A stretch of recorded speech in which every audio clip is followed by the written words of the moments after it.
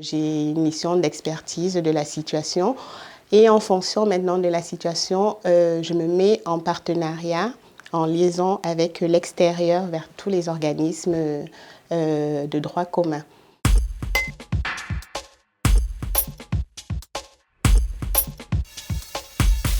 Souvent à l'hôpital, les patients sont confrontés à des moments difficiles. En plus des soins qui leur sont prodigués, ils peuvent bénéficier de l'accueil, de l'écoute et de l'accompagnement du service social tout au long de leur parcours de soins.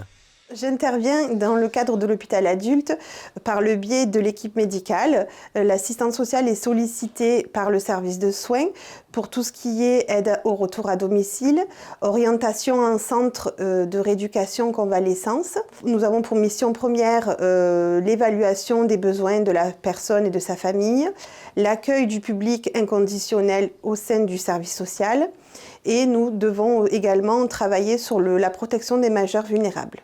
L'aspect relationnel est primordial. L'assistant social fait le lien entre le patient, son entourage, mais également les différentes administrations.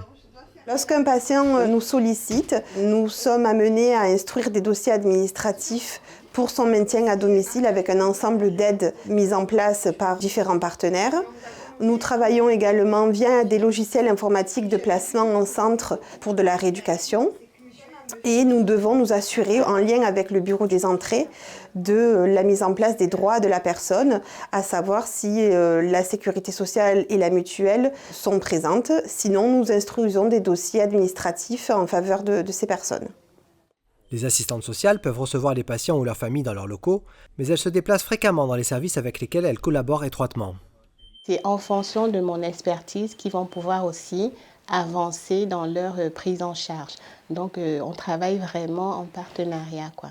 Moi le matin je fais la visite et quand je fais la visite j'identifie les patients et après je transmets au service social.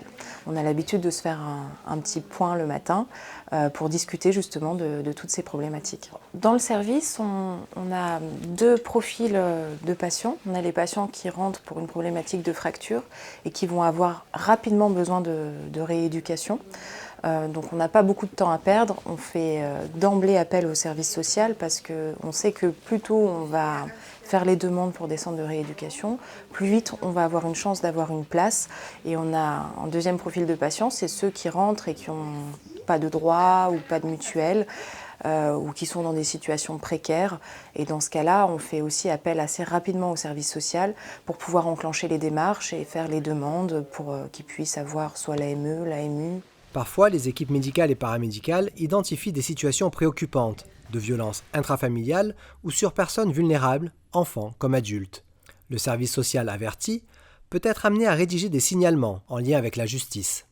Le but, c'est principalement cerner la problématique, notamment en liaison avec la protection de l'enfance. Donc, ce qui fait que je vais faire des signalements, des informations préoccupantes pour orienter au mieux la famille et l'enfant pour la prise en charge par la suite, quoi. Donc, je m'assure à ce que la liaison se fasse entre l'hôpital et l'extérieur. Le service social de la PHM est accessible à tous les patients et à leurs proches. Ces diverses missions sont essentielles à l'accompagnement des plus vulnérables.